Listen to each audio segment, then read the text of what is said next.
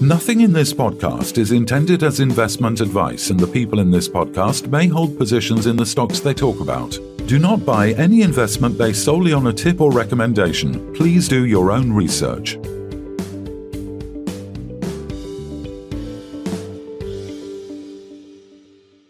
Hello and welcome to the Sunday Roast. It's Sunday the 23rd of January and today we're joined by Robin Brundle, Executive Chairman of Technology Minerals. Welcome, Robin. How are you? Yes, good morning, Phil. Very well, thank you. And you? Yeah, perfect. Thanks. So, Technology Minerals, you listed only a few months ago. I think it was November of last year. And Technology Minerals is the UK's first listed sustainable circular economy for battery metals. Can you tell us more about the company and its vision, please?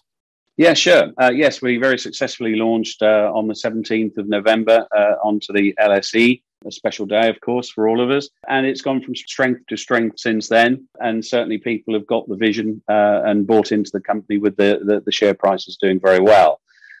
Yes, we are focused on battery metals. We're two-pronged attack in that we got 5 key assets of junior mining for these battery metals. And also, we go live in February with 2 UK plants to recycle both lead and lithium-ion batteries with a unique proposition of being early to market with the industrialization of both of those 2 battery sciences, effectively. And I guess it's a case of first mover advantage, isn't it? In the fact that you are the first listed recycling company of battery metals. How much do you see demand growing in this market, in this recycling market, as obviously the current EV vehicles that have been on the road for sort of probably getting on towards 10 years now? Do you think demand will start to increase as those vehicles age? Yes, is the answer, Phil. But our proposition is a little bit wider. A lot of people are seeing the lithium-ion battery as EV. But the USP that we have with our plant, that we have the IP for both the plant and the process, is that there are 5 different sciences of lithium-ion batteries. Our process can handle all 5 in any combination and in any state of discharge, effectively. And that's where we're unique. So what it means is that we're able to accept both handheld devices like mobile phone batteries, laptops, e-bikes, another great example, e-scooters, EVs, and of course then there's a lot of heavy goods and like airport vehicles that are running off of lithium-ion batteries as well. So we're not just our revenue is not just front end from EV. There's also we're a long way down the road for being a partner of choice for gigafactories. Because clearly there's a lot of brand new material that doesn't get used within a gigafactory that can be recycled. And because our plant is very condensed and very modular, we're able to work very well on the sites of those gigafactories. So as well as talking good talks with direct OEM, automotive OEM manufacturers, we've got a lot of broadband, effectively, with a lot of width to what we take at the front end rather than just EV. And again, even our discussions with insurance companies, they have over 400,000 written off vehicles a year that they end up owning. They have a huge problem. They don't have a solution until we come along. And the unintended consequences of that is that there's very limited opportunity for the consumer to even get insurance, road car insurance on a vehicle, because the insurer is not certain as to what they can do with the batteries at the end. So, what we're doing is we're providing a lot of solutions for an awful lot of sectors. We've got the e-bike community this week that have really engaged with us because they just don't know what to do apart from landfill, which is horrendous, of course. None of us wants to see this stuff go to landfill or even to incinerators. It's just not right. So that's where our process comes in, and we've got a whole value chain that starts with OEM car manufacturers all the way down to the battery that comes out of your mobile phone, effectively. And you certainly hit the ground running since you've been listed. I mean, I see there was an agreement between Recyclers Group that you're 49% owner or 49% interest in, and then obviously was it Slicker Recycling? There was an initiative with the aim of improving battery recycling for dangerous small-scale manual operations. And then there was also an agreement or an announcement related to an academia, wasn't it? Was it Warwick University? Do you want to talk us through some of that? Yeah, sure. I'll talk you through both with pleasure. So the Slicker thing is very important to us because the business model really for recycling is can you guarantee that you've got front end supply? Can you actually handle the recycling process in the middle? And of course, do you then have customers for the product that you produce that you've recycled? So for us, we've evidenced that we've got the process in the middle. We've sent the far end of the program is that on the lithium ion, you end up with something called a black mass. And in that black mass are the four key battery metals that are required, the anodes effectively. And we then currently have to sell that around the world to go through a hydromet process to break them into their constituent parts to come back in again. So we've got the middle part and we've got the offtake part. And the last 6 or 7 months, we've built a whole network of people wanting to buy our products because we've been able to send them samples of what we produce. So then that means how can we be assured of a front end supply? So the relationship we have with Slicker is that they're a long established UK and Europe-wide collector of hazardous waste from the automotive sector, and from they've got a whole UK footprint with 13 depots. I believe it's 93 vehicles on the road doing collections. They collect around 25,000 collections a year. But like most collection companies, they've avoided taking batteries because they've not really had the ability to do anything with them. And so with our partnership, we bring to them that capability to be able to add to their portfolio on top of all their the hazardous waste that they will now take all types of batteries. And of course, they collect for us and they then safely deliver to us at the recycling plant. So we have one plant for lead acid and a separate plant 4 miles away for lithium ion, both of which are located in the Midlands here in the UK. So what we have is we have a front-end guarantee supply of material, the process in the middle, and of course guaranteed off-takers at the back end as well. On the academia side, part of the COP26 agenda is to try and accelerate people's knowledge and learning around how do we control our waste better. And so we believe that there needs to be a knowledge transfer. So Warwick University, through their commercial arm WMG, they are at the fountainhead with the British government, actually pushing the battery and the advanced propulsion centre that they have there, the automotive side. They're the figureheads and probably the world's leaders in thought process around batteries. So what we've done is we've been influenced by them over the last 2.5 years as we've built our processes, and we've now linked with them for an engineering degree mature graduate program for 4 years. And this engineering degree mature graduate comes on board with us, and for 4 years they are the conduit back to the university to enable teaching around what we're doing, and they are also our conduit the other way, so that we've got full access to all of the capabilities that Warwick has at its site. Now, one slight word about that, because we are early to market and we've got some very special IP here in how we handle these batteries, because lithium-ion batteries are lethal if they go wrong. And it's not just a case of a standard recycling process. Our front-end process is a very unique and very special process. So we have to protect that. So we do have a veto on what can be taught around that particular element of our process effectively, because we do need to protect the IP from going outside of our company effectively. So yeah, we're very pleased with that. We also have in December, we've also launched our own lithium-ion storage boxes and transport boxes, because again, you take a lithium-ion battery out of a road car. Most of the road cars, it's the size of the floor pan. So there's a lot of batteries there, 500, 600, 700 kilos of battery, and they have to be transported. And of course, if you had a lorry load and they all went up around a motorway, it would just bring, chaos basically, and probably for 2 or 3 days. So we've designed some boxes that are currently going through testing. We launched them in December at the battery show in London.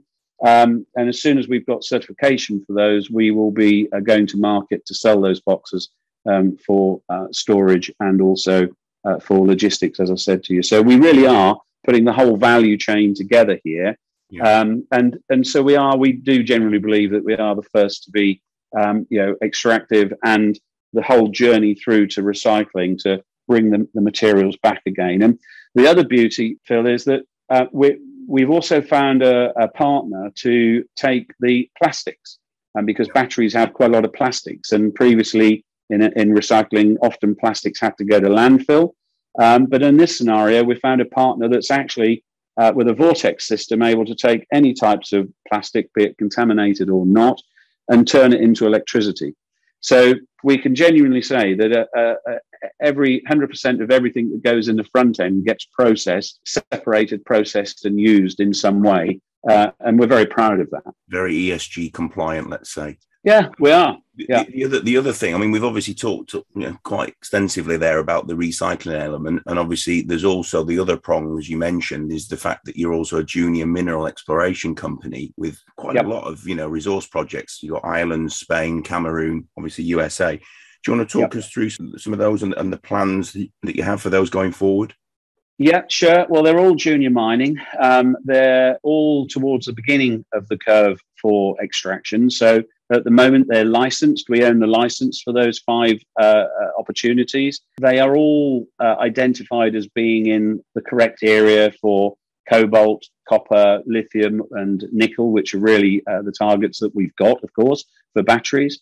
And the 2 that are probably more advanced up the curve would be the 2 in America, which are one called in Idaho called Imperium, and the second, which is called Blackbird, both of which are cobalt focused. And we are planning, as with all of the targets, we are planning to do additional drilling. We've already had some drilling done. And once we've got the results of the additional drilling, we can then start to really look to decide which opportunities we progress to mining with. And at that point, do we do it ourselves? Do we bring in partners? The usual mining questions once you've evidenced that the quantum that's there effectively.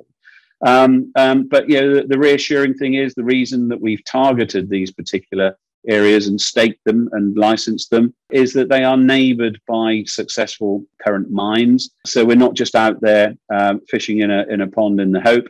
They've been specifically targeted along with our strategy effect. The reason that that we have to have some extraction is that recycling going forward is forecast by academia to potentially supply 22% of the raw materials that are required, which leaves 78% that has to come from somewhere. So if we want to go green, which is most governments' agenda is to transition to electrified transport, then we have to build batteries to do that, and the raw materials have to come from somewhere.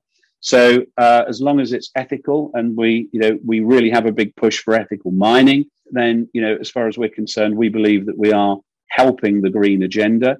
We also believe that we're helping to strip away the greenwash, Phil, because there's a lot of rhetoric around people trying to jump on that bandwagon, but we're actually doing some doing, for want of a better words, and trying to really make it circular.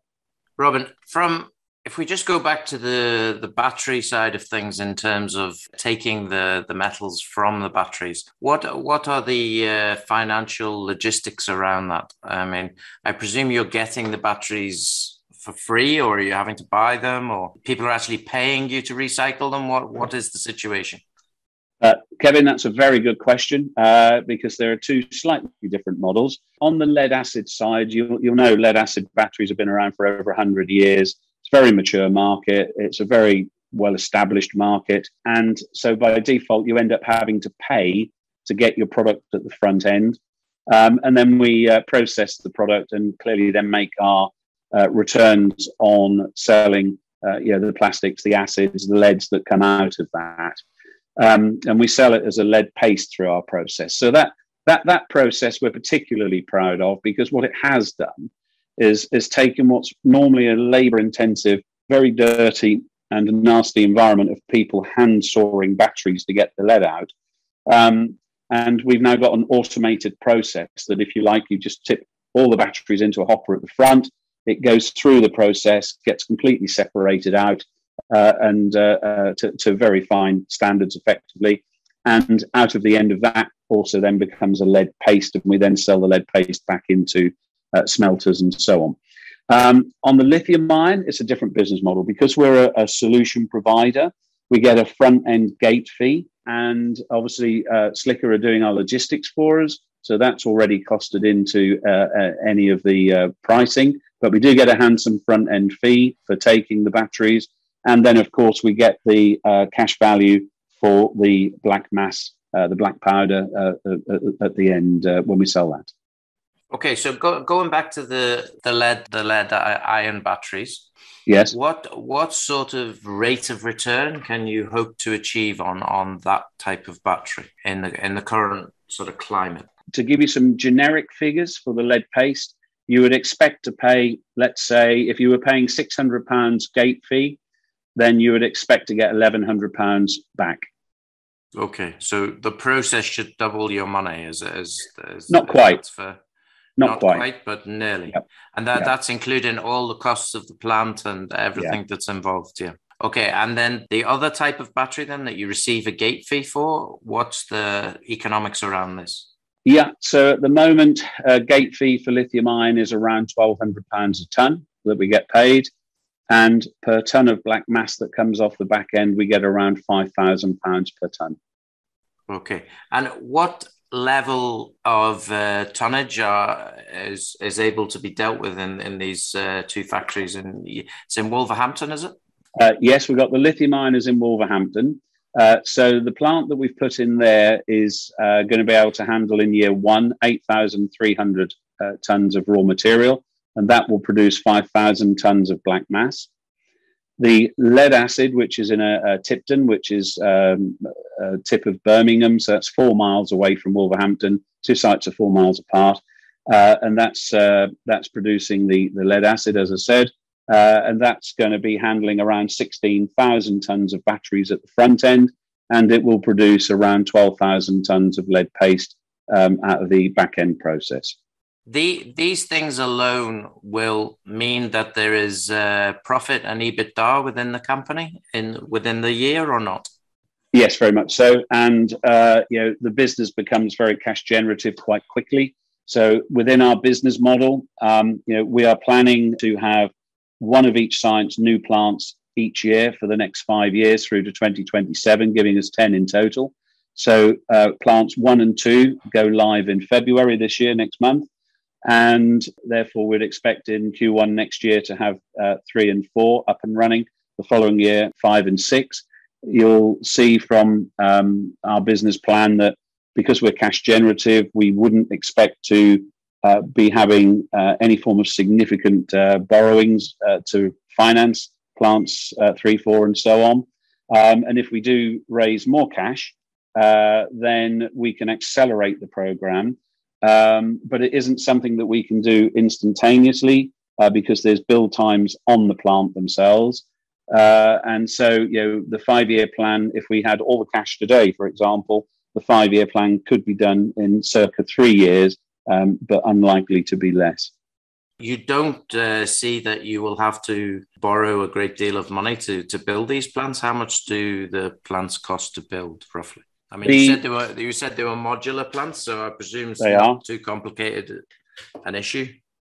They are. What I can say to you is I don't really want to go into specifics at this stage because it's quite sensitive on competitor analysis. But let's just say that each of the modules costs less than £10 million, and significantly less than £10 million. Let's just put it that way. So is there an opportunity once you reach a scale that you can actually sell this IP or not sell it, but allow other people to have their own units and to progress and maybe make a percentage of return from what they put into it? Very, very much so, Kevin. That's a very, very good question. And the answer is that one of our NEDs is an eminent UK patent lawyer. And we have ongoing discussions around whether we should or shouldn't actually go for the patent immediately, because we're unable to make the patent, let's say, vague enough to not give away our secrets. So the advice coming to us at the moment is that we should actually hold from listing the patents, registering the patents, get this early to market opportunity, and then at the point where we feel that people may have cottoned on to what we're doing, at that point we then register the patents, and we then offer the products, the plant for sale around the world. We have already had several inquiries. We're not out there trying to sell at the moment the actual machinery, but we've already had 3 solid inquiries for people purchasing the plants from various corners of the world. But as I said to you, we've got early advantage here. We've got varying levels of maturity, discussions with car manufacturers, varying level discussions with gigafactories or mega factories, depending on your own terminology. And at this stage, we want to keep control of what we've got. But to answer your question, which is a very good question, we expect at some point during that 5-year plan to, yes, offer the plant machinery, possibly considering territories around the world, and yes, looking at some form of licensing and commercial arrangements around other people operating our plant. These OEM companies investing around the world. I noticed recently that Tesla have just invested in Mozambique at a graphite mine there, actually bought the mine. So I think the opportunities they've also got agreements, I think, with Ganfeng in China as well for supply of battery elements, in particularly lithium as well.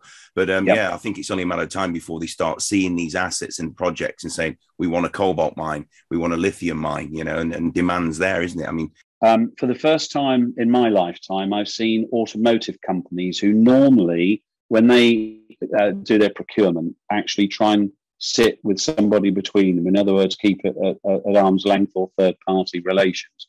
During the last 2 years, we've seen global OEM automotive companies go out and physically buy mining assets to make sure that they've got the resources. We start to see countries like the USA bringing in legislation to make sure that minerals that are extracted from their lands are actually given first choice of purchase within their lands, and blocking materials from, in that example, from China, for example. So we think, and with my background in automotive and the connections that I've got in automotive, there's a whole journey to be done with this junior mining. And we want to get some more drilling done, as I said earlier on, to just verify that and get some quantum.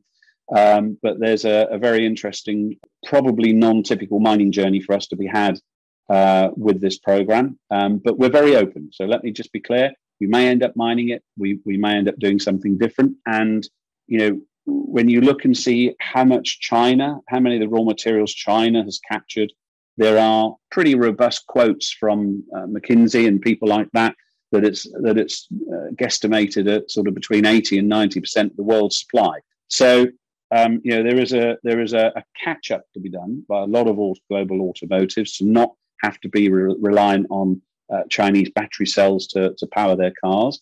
And so it's a very exciting space, and it's one that it's essential because there's a shortage. I've mentioned that.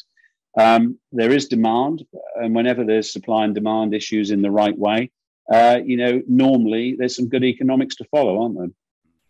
Right now, I see a real game changer in the ability to take this metal from the batteries, whatever type of batteries those may be, and actually to scale that up to a major degree by.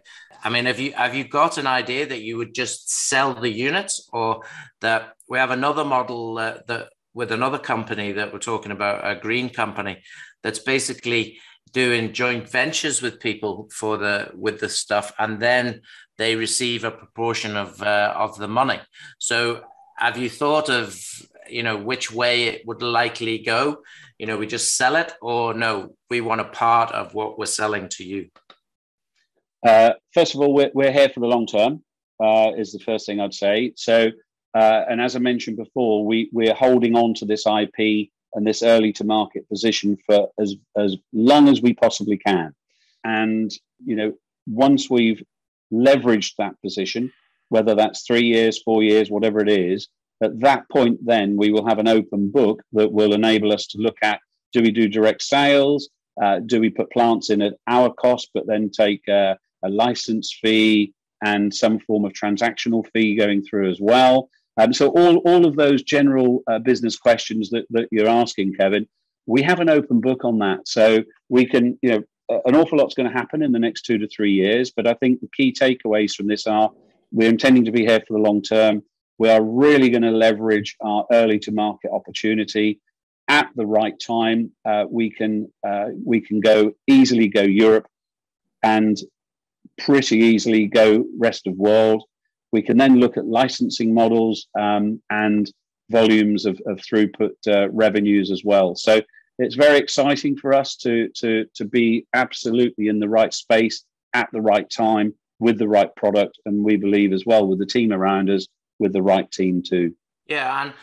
What I'm quite excited about is the gate fees, especially on the lithium type of batteries, because as that increases in amount that needs to be renewed or the metals taken out of them, these gate fees are going to go higher and higher and higher, especially if there's not the supply to actually do what you're doing.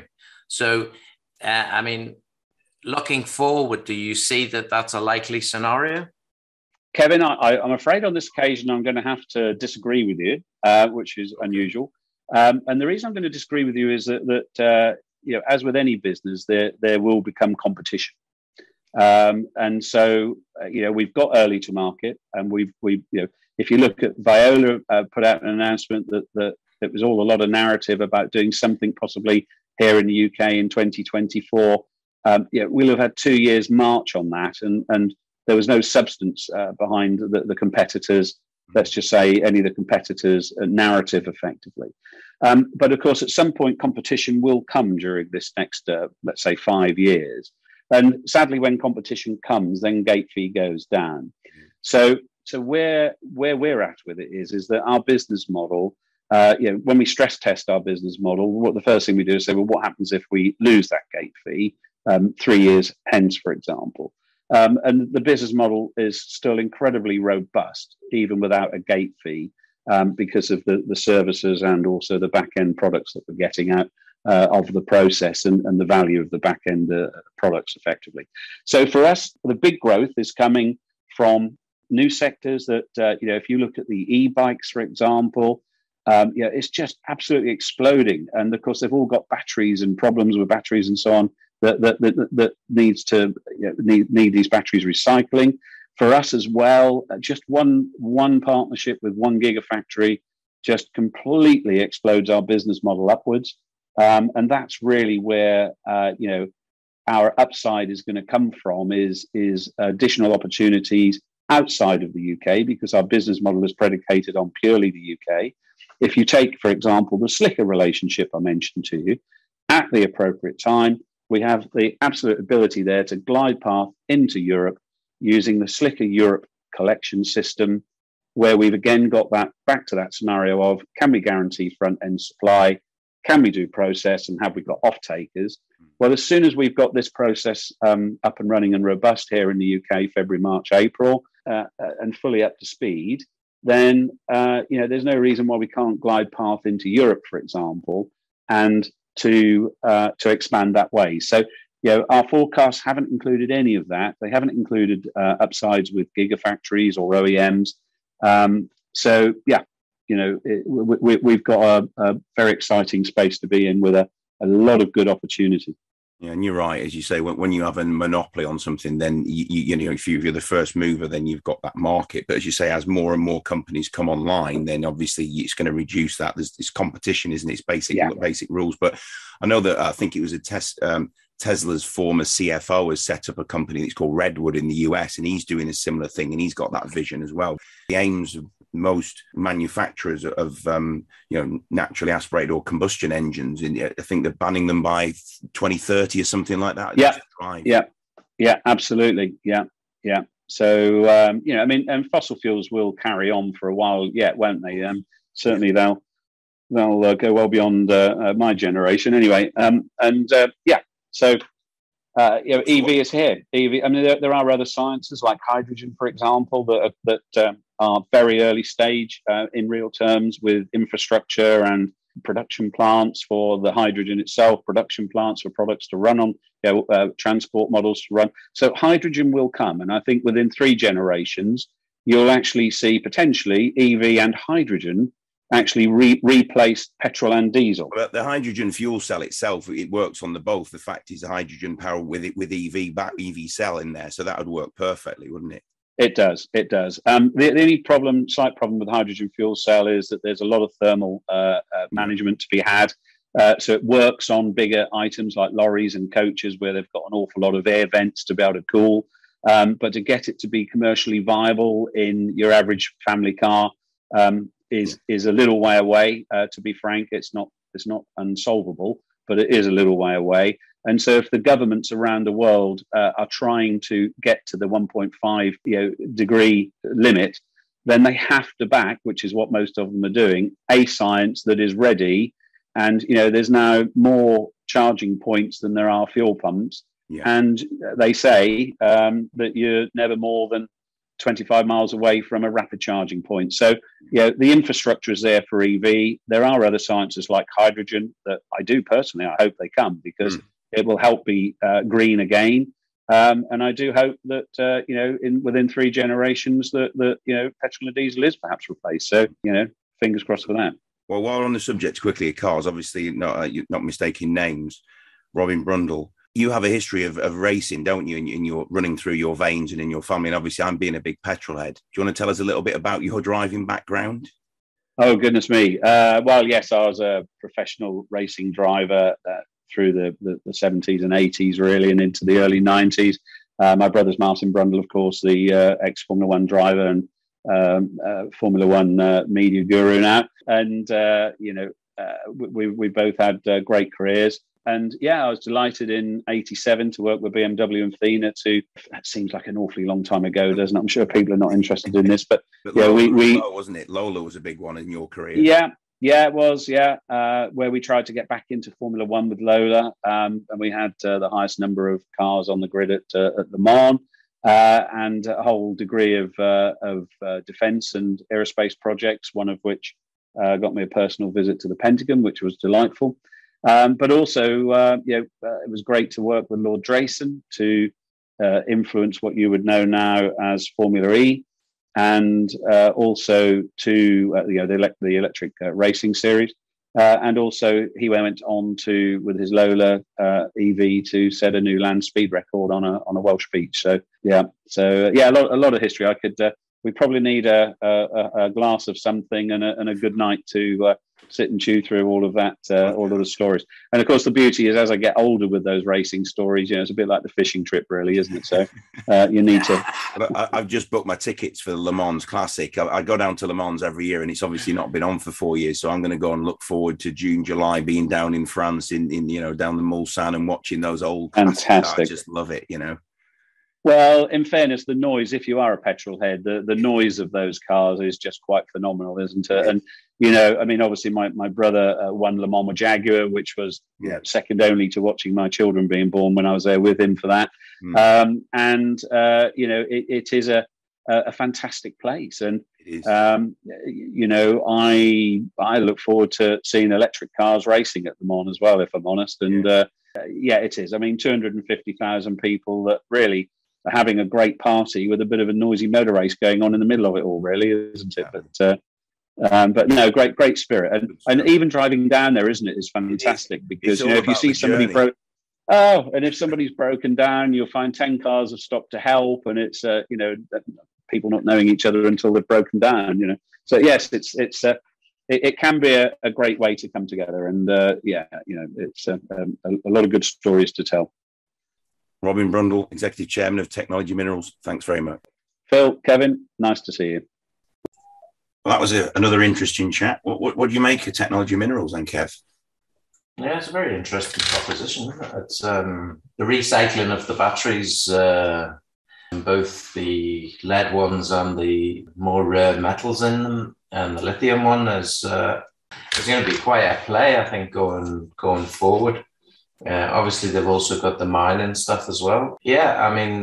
The battery proposal itself, going from 2 units this February to 10 units in 4 or 5 years' time is going to be quite a play. There's going to be some serious EBITDA coming out of those, because no doubt they will be able to get the resource to recondition these things, and also to get the lead paste and the black mass. And that's $5,000 a ton. And I would imagine that as this stuff becomes less and less available, if you like, the price of that could well go up as well, you know. Maybe not the lead stuff, because that's pretty commonplace, but this new stuff, as it becomes more rare in terms of its commodity, and the potential for it is greater, then there is serious upside, I think, there. Yeah. So yeah, I think it's a very interesting play, and it's done very well since it came to market. Still not a huge market cap, so yeah, there's a lot of seems to be a lot of upside, I think, you know.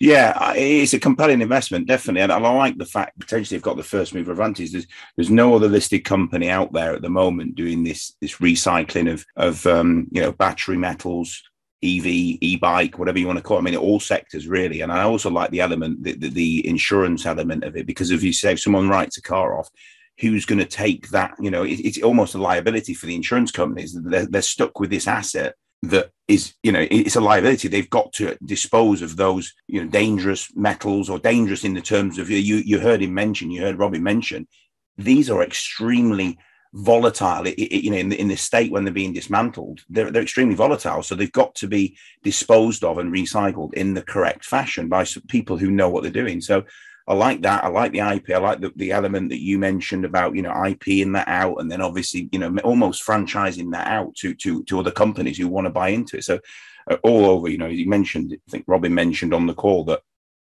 there have been approached by 2 or 3 other companies, and, you know, there's ongoing discussions. So yeah, the world's your oyster on that respect. So very, very impressive for a company that only listed in November of last year, 3 or 4 months on the market, or 3 months on the market, and they've done exceedingly well. So good luck to them, and hopefully we'll get him back on to discuss any further news going forward. So other than that, obviously, how's your week been? There's been some good, strong RNSs this week for a lot of the companies, especially the ones that were our 12 stocks for 2022.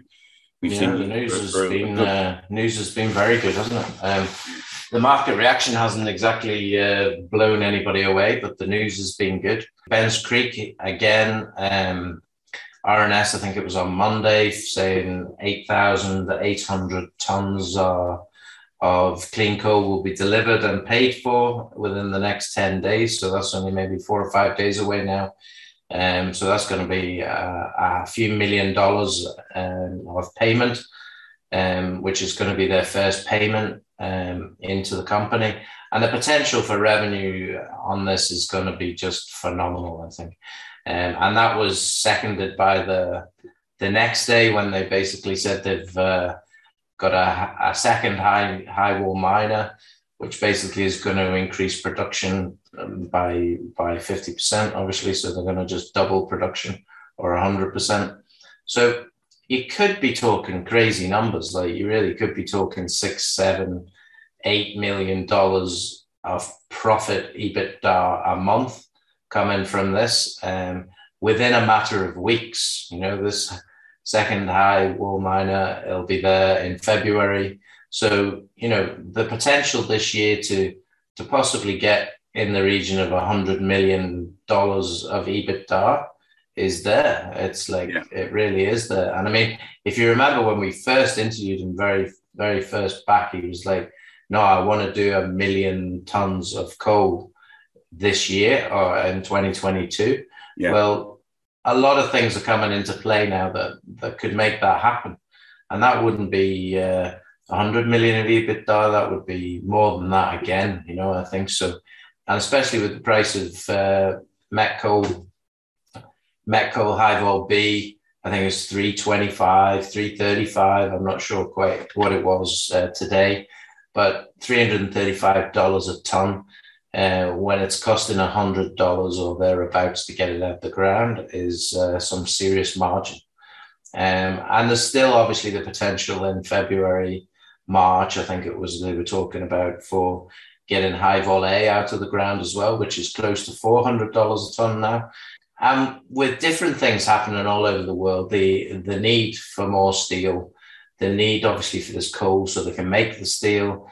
There are different coal miners in the US that are on strike and not producing to the level that they should.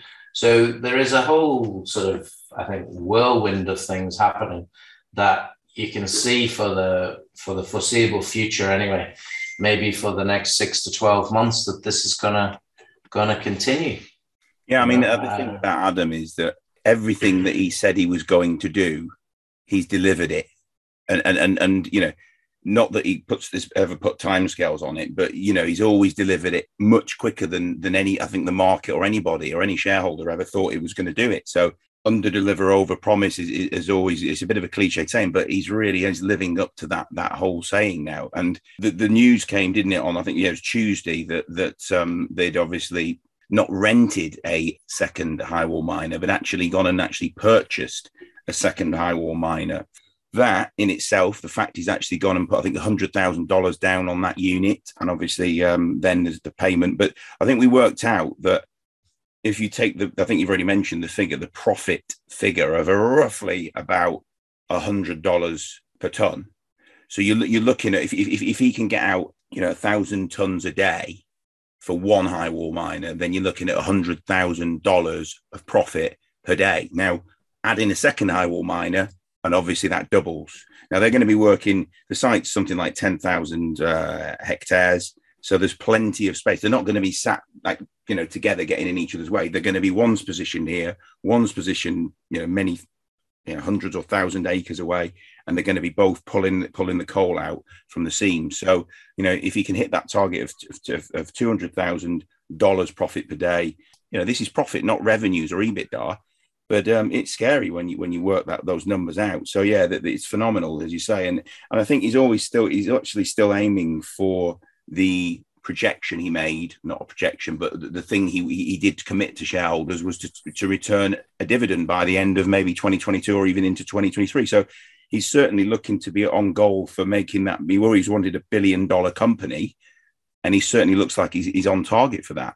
Yeah, I mean, I made a comment in one of the Discord groups today, I think it was, that I genuinely believe that there is a good chance that the current market capitalization of 40p and 140 million market cap could be paid out in dividends in 2022 and 2023 together combined. It's a bit of an ask, but I think it's a good chance that it could happen. You know, he's stated quite clearly he wants to pay a very high percentage of profit out, and you know, he would need to have a couple of £100 million worth of profit to be able to pay the current market cap out as a dividend. So it's a distinct possibility, and whether it actually happens like that, who knows? But you know, for me, this is sort of becoming more and more de-risked by the minute. We've got a £140 million company, which probably is going to have EBITDA of not far off that this year, maybe a little bit less, but for sure probably exceed it next year. So, you know, you cannot have that type of market cap with that type of profit. It doesn't make any sense, even with the dividends, you know. So how the share price is still hovering around 40p, I actually don't know, but, you know, time will tell in the market. I mean, I think there's a couple of things there. In the fact is, it listed at obviously very much undervalued company, but I quite like the fact that they did that valuation on the low ball. And bear in mind, there was nothing really in place other than it was an old, disused or mothballed met coal plant with wash plant and rail line. And obviously, it did need a certain amount of work, which Adam has done very, very quickly and got his, you know, not that obviously not that the wash plant and railroad is fully operational yet, but I'm sure we'll hear an update on that within the next few weeks. But he's certainly, you know, he's hit the ground running or sprinting, and it's risen from 10p IPO to 40 pence today. So it's already done 300%. Now, there's not many companies in this current climate, in this current, you know, in the last 6 months or 8 months, when we've seen this decline in these small caps, nano caps, certainly on AIM as well, where confidence seems to be at almost an all-time low. we've not seen a 300% riser that's significantly held on to those gains as well. Yeah, obviously it's dropped back to 30, but I think the two strong bits of news, you and I would have expected it to be significantly higher than where it is now, more like into the 50s and 60s. But again, the market will allow that. It does feel like there's still a seller there in the background, but I'm sure we'll hear some more strong news in the coming weeks. So moving on to the next one, we'll go on to, so African Pioneer RNS came this week. And again, the market reaction was extremely muted based on the fact that it was a project option agreement on the Zambia asset with First Quantum, who are obviously a 20 billion pound Canadian copper producer. So that they're not just a mid-tier, they're one of the majors. I think they're something like the 7th biggest mining company in the world. They came in on 4 of the 5 Zambian exploration licenses held by African Pioneer Zambia. And it looks really good. They're in a zone which is very close. I think it's within 100 kilometers from First Quantum's producing giant Sentinel copper mine. So just get an idea of the scale of this mine. If you go on Google and just type in Sentinel copper mine, Zambia, you'll see just how big it is and how long this could produce for. So these licenses have obviously, they're working next door. So they've obviously liked what they're seeing. And I believe if you look back through Colin's history, you'll see that I think it was in 2008, 2009, he actually sold the company that it had at the time to First Quantum. So it feels little bit like history's repeating itself in terms of his relationship. Now, they came in, I think it was a 51% potentially, they have the right to be issued shares equal to 51% shareholding in African Pioneer to First Quantum. And then that will trigger the second earning period. So they've got the right and the obligation to complete all the necessary mining, met work and studies to establish a mine at the property.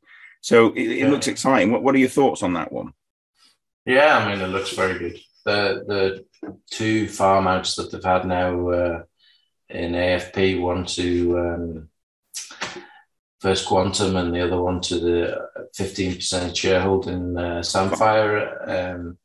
I mean, both of them are company makers, and yet the share price hasn't reacted. It's again, £5 million with a couple of £1 million of cash, and potentially any sort of possibility of production in either of them is going to be 10, 20 times the valuation of the current market cap. So nobody seems to want to either understand it or take a chance, on the fact that it could literally 10 or 20 times its valuation based on that. And I mean, I don't think anyway, First Quantum are just taking this on a whim, on a chance. I think there's been some stuff and study of this already, and they believe that there is copper there. The same with Sandfire, I think. I don't think there is any doubt that they think there is good potential in this. So I mean, basically seemed to start with a rocket. It was up maybe 20%, I think, first thing. And then seller came in and started selling down, finished up at 2.9, but I think it listed at 3.5. So it's not even at the listing price at the minute. So again, it's one of our stocks of 2022. We believe it should be worth significantly more even now. And one of the reasons why we chose it was because of that. It's done well already from when we chose it. I think it was 2p or less, I think. Do you think that like a couple of years ago in the market there, if you'd have announced, I mean, it's like, what do these guys have to do? You almost feel, imagine if you were an executive chairman of this company in Colin Bird, and you thinking to yourself, what do I have to do to get he's always talking about the days of the small miner, but he must be a little bit disillusioned with the whole reaction to this, and very muted and subdued reaction to the fact that he's got a really good partner there, Sandfire, 15% holder, working on the Botswana Kalahari copper projects, 4 out of the 8, and he's now optioned 4 out of the 5 of the licenses in Zambia to a major copper producer. And also, don't forget, there could potentially be cobalt at this mine. The same thing has happened a couple of times now, isn't it? Because Galileo was the same. I mean, you remember privately when we spoke to Colin about how excited he was that this deal was going to happen with Galileo, and it happened, and then there was muted response again. But he believes this is like one of the best deals he's ever done, and he was just as excited with the quantum one. And and the thing is, when we asked him this week in one of the interviews, we said to him, like, my words were, "What does it mean to you?" I think it was also part of the Christmas thing. It was like, "What does it mean to you?" You know what I mean? The returning shareholder basis. That's all I want to do again. I've done it once, and I want to do it again. I want to reciprocate it, because there's nothing I enjoy more than giving shareholders value back in the form of, buyout or divvies or whatever it is. You know what I mean? Obviously, it'd be shares, paper. If you look at the last deal, I think it was structured around part cash, part shares in the acquiring company. So moving on, then I suppose we can segue quite nicely into Extract Resources, another Colin Bird, and again, massively the market sort of seemed to have missed a lot of that, doesn't it, this week? They had some good assay results that indicated that the gold concentration was good, and it's just about proving up Ascot, and Ascot's looking like it's really becoming a great porphyry. Yeah, the gold and copper equivalent were fairly high percentages. I think it was just less than 1%. I think 0.6, 0.7, 0.8, something like that, with the gold. He wasn't expecting gold, but there's obviously a splattering of gold in there as well as the copper. So, all is good in terms of that. They think there's going to be 2 million contained tons or thereabouts on the other one, but with Ascot now, it's going to be blown out the water. Again, the market's edging its bets here. It's sort of, when's this going to happen? Is it going to happen? And Colin was saying, people are talking about the fact we're going to have to drill another 1 million holes or whatever. Yeah. And he was like, no, they're not. Basically, we're going to prove it up with a few more holes. And then he's going to negotiate and see where he gets to with all those mining experts that come out in the woodwork on sort of these forums and bulletin boards are thinking, oh, no, you can't do anything until you've got a JORC report and it's all proven and inferred and you've actually got it as an actual indicated resource. That's not what he says. He says, no, it's not about that. He says, once we make that decision to mine, then the Anglo buyback and the buyback option is triggered as well. It's there. It's literally there. So because we asked him that question in the week, if you remember, and it does sound like they've made a decision internally as a board to actually try and get this done by, I don't want to put dates on. I really, I hate dates. I don't like to put a date on stuff, but certainly by some point towards the end of Q2, I'd like to think that they've made a decision to mine or to actually trigger that Anglo buyback. Yeah.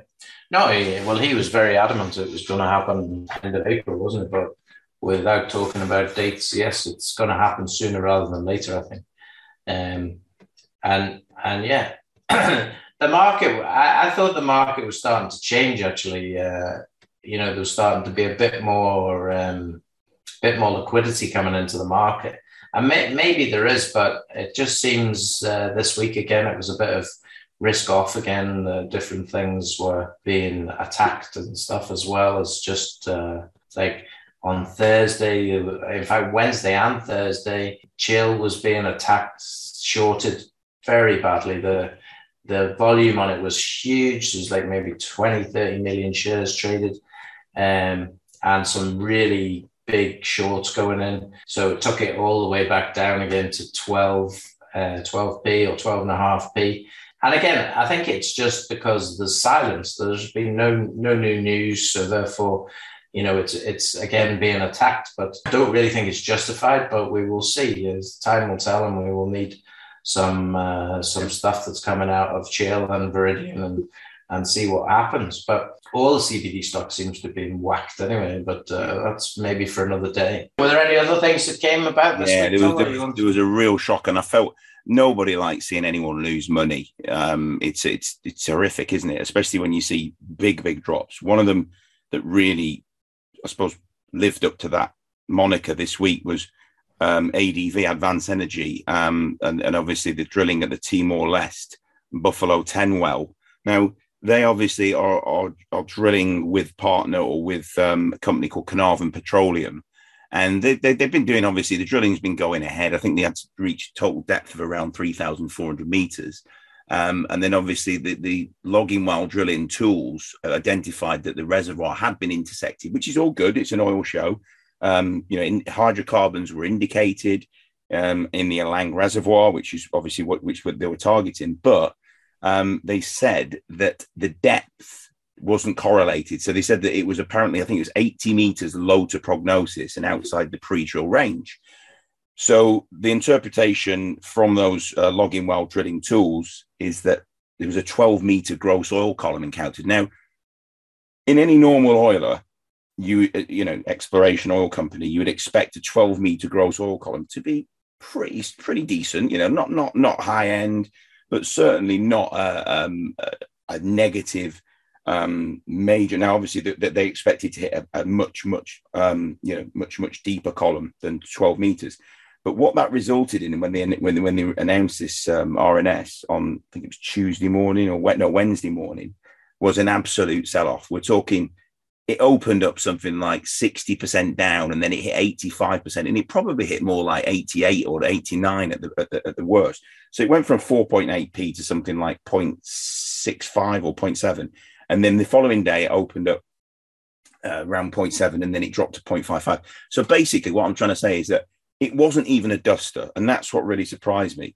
Obviously, the only danger is, and this comes off the back of what Colin Bird said to us, our friend, is never invest in a company that's only got a single asset. And I think that really applies here. This is it's an oiler with a single asset. They've got this, and it's an interest in this. Okay, so I think if you look at that, the company hasn't come out yet and said there's more analysis needed. I think they've got to run the wireline login on there to determine what the next plan of action is. I'm not sure whether they've got the money to do a sidetrack. Obviously, when you do a sidetrack into the well, you go in from the side, and it's generally a lot more expensive to sidetrack than a vertical drill. And obviously, then you can then get more analysis as you cut through the diagonally into the well itself.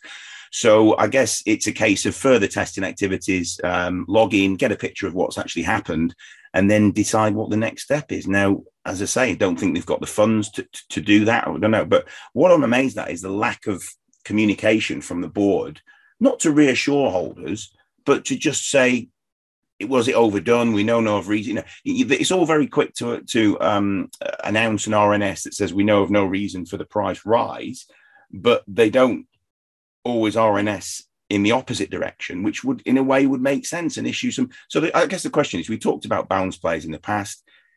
It's a gamble. There could be money to be made on this if there is a sudden announcement that it's all good, that we're going to continue, we're going to sidetrack, we've got the funds. It could be an almighty bounce play from the 0.65 region back into the 1.5s, 2s.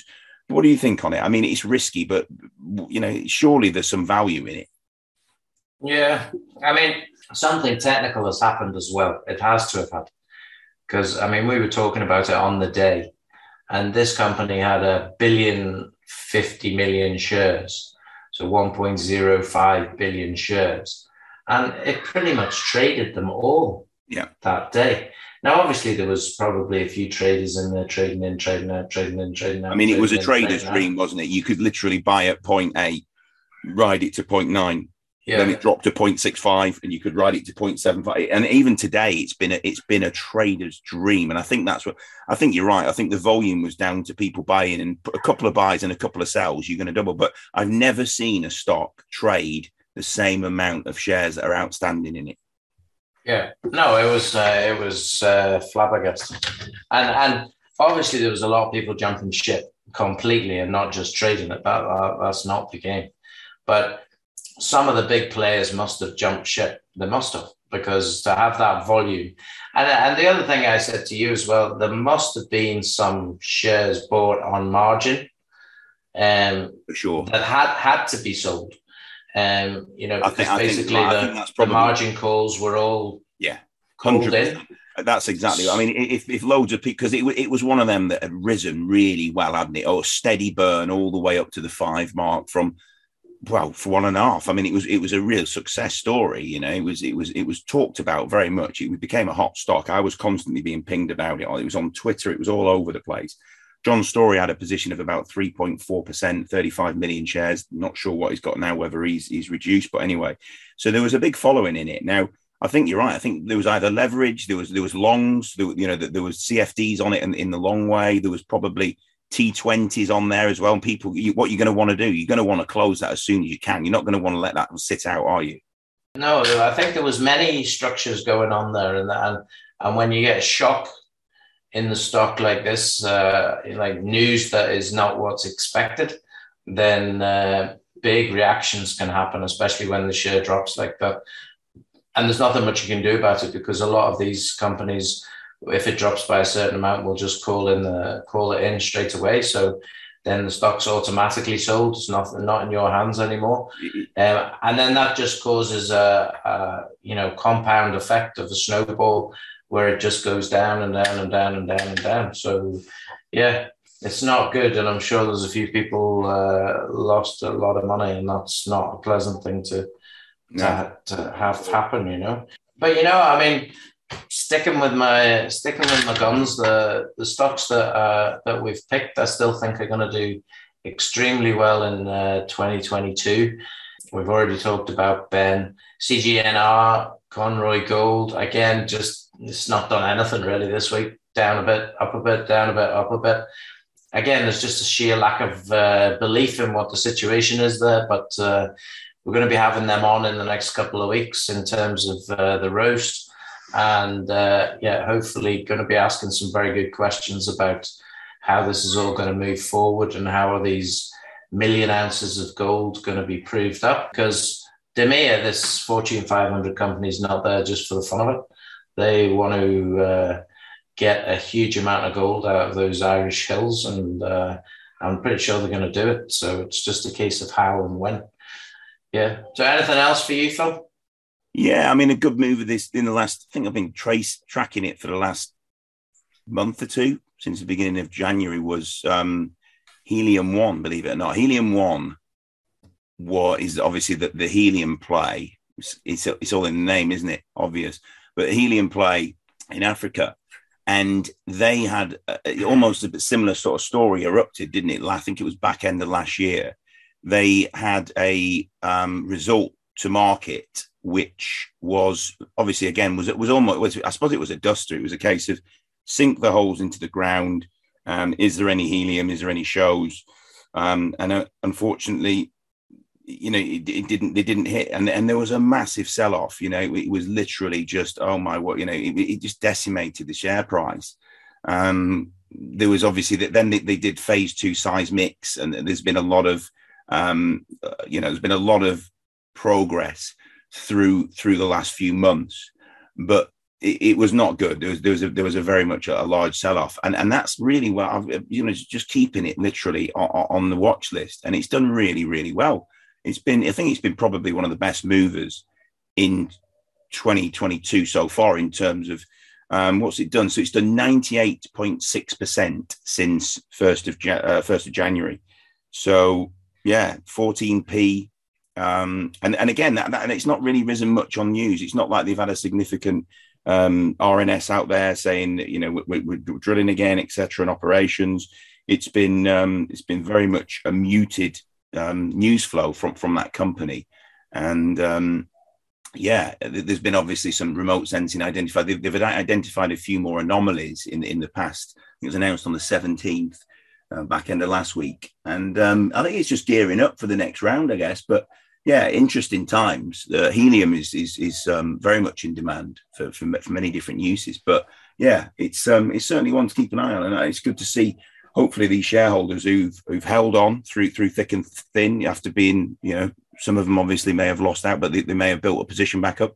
It's really good to see that one bounce back. So they're the kind of standout moments for me this week. Are in that. But the other thing is, if you want a helium play, you could look at Cloudbreak Discovery, because they're the royalty generator company, and they've got a certain percentage, a holding or an interest royalties in a helium play in North America. So yeah, it's certainly something to play for, isn't it? It's Imperial Helium is the name of the company that they hold an interest in.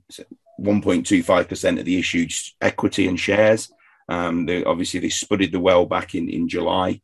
And I think there's some flow testing going on there at the Steveville property. So yeah, it's a southeastern Alberta, Canada.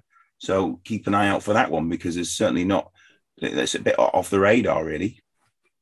Yeah, I agree with you. The package of that CDL has is for currently 1.8 pence, or somewhere in the region of £6 or £7 million, is ridiculous. 16 different things.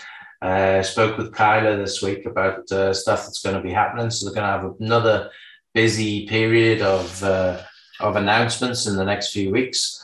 And there are different things that are happening that will definitely add value to that share, along with the helium play that you talked about. There's lithium plays, there's gold plays, there's copper plays.